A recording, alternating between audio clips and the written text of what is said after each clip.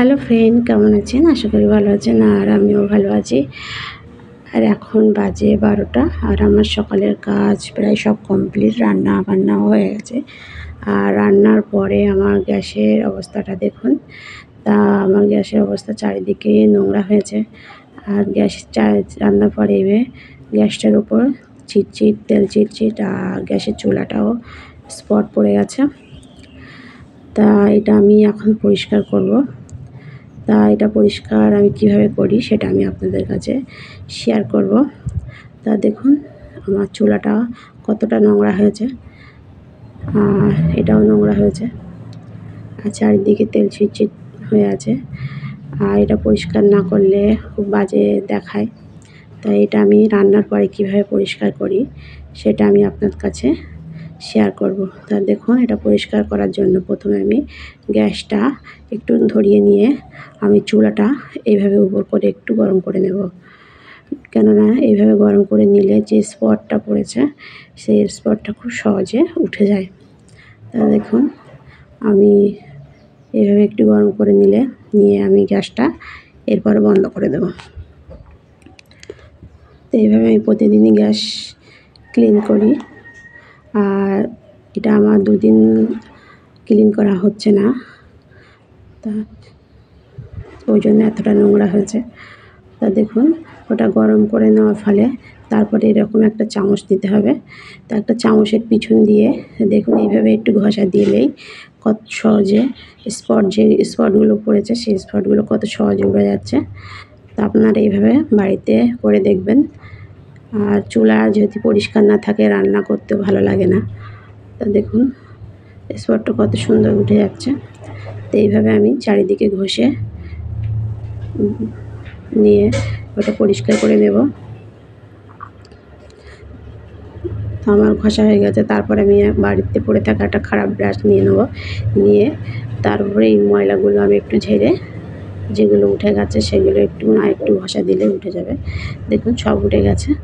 সেইগুলো একটু আমি ব্রাশের সাহায্যে একটু ঝেড়ে নেব। নিয়ে বা আমি ওটা তুলেও আপনারা ঝেড়ে নিতে পারেন এভাবে। তারপরে দেখুন আমার স্পটগুলো গরম করে নেওয়ার ফলে কত সুন্দর উঠে গেছে।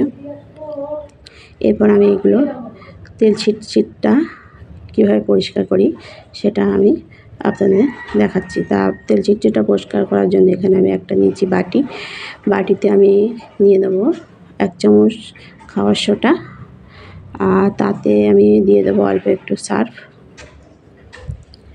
আর তারপর দিয়ে দেবো আমি আধখানা লেবু। তাই এই 3টে উপকরণ একসঙ্গে মিক্স করে নিয়ে আমি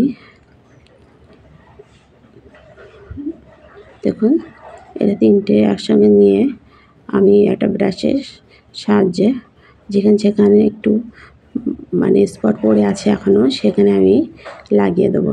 দেখুন লাগানোর পরে দেখুন স্পটগুলো এইভাবে লাগিয়ে দিয়ে 5 মিনিট রেখে দিতে হবে। 5 মিনিট রেখে দিলে কী হবে, যে স্পটগুলো উঠছে না সেগুলো খুবই তাড়াতাড়ি উঠে যাবে। তারপরে দেখুন ওই ব্রাশের সাহায্যে আমি গ্যাসের যেখানে তেল ছিটছিট হয়ে যাচ্ছে সেখানেও আমি চারিদিকে ভালো করে লাগিয়ে দেবো। দিয়ে পুরো গ্যাসটা আমি লাগিয়ে দেবো। তো এইভাবে আপনারা বাড়িতে পরিষ্কার করে দেখবেন, খুব সুন্দর গ্যাস পরিষ্কার হয়। গ্যাসের চুলা বা স্পট পড়ে থাকা,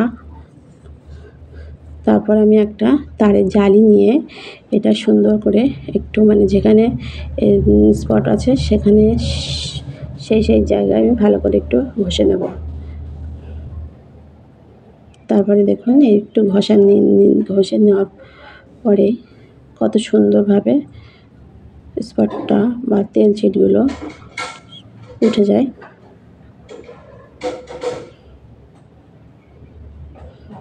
দেখুন, তো আমি চারিদিকে এভাবে ঘষে নিতে হবে। তো এটা একটু ঘষা দেওয়ার ফলেই নোংরাগুলো আর যে নোংরাগুলো আছে সেগুলো উঠে যাবে সঙ্গে সঙ্গে।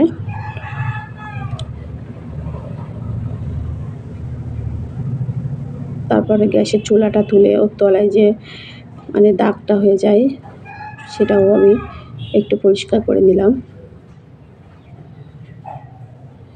তারে জালি দিয়ে এইভাবে ঘষা দিলেই খুব সুন্দরভাবে পরিষ্কার হয়ে যায়। আর তারপর যে কোনায় কোনায় যে স্পট থাকে সেগুলো দেখবো ভিজিয়ে রাখার ফলে আবার চামচের কানা দিয়ে একটু ঘষা দিলে দেখুন কত সুন্দর উঠে যাচ্ছে। তা আপনাদের যদি এইভাবে গ্যাসের চুলা মানে স্পট পড়ে থাকে তাহলে এইভাবে আমার এই টিপসটা ফলো করতে পারেন। তারপর দেখুন আমার ঘষা হয়ে গেছে। এরপরে আমি একটা কাপড় নিয়ে সুতির কাপড় নিয়ে দেখুন পরিষ্কার করে নিচ্ছি। প্রথমে শুকনো অবস্থায় ভালো করে একটু ঘষে নিতে হবে, মুছে নিতে হবে। নিয়ে তারপর আমি এটা একটু ভিজিয়ে দেখুন আমি আবার মুছে নিচ্ছি। তো দেখুন আমার গ্যাসটা কতটা আগে কেমন ছিল আর এখন দেখুন কতটা ঝকঝকে তকতকে হয়ে গেছে। তো আমার এই টিপসটা আপনারা ফলো করতে পারেন। ভিডিওটা ভালো লাগলে লাইক কমেন্ট শেয়ার করতে পারেন, সাবস্ক্রাইব করে আমার পাশে থাকুন। তো দেখুন আমার গ্যাসটা কতটা ক্লিন হয়ে গেছে।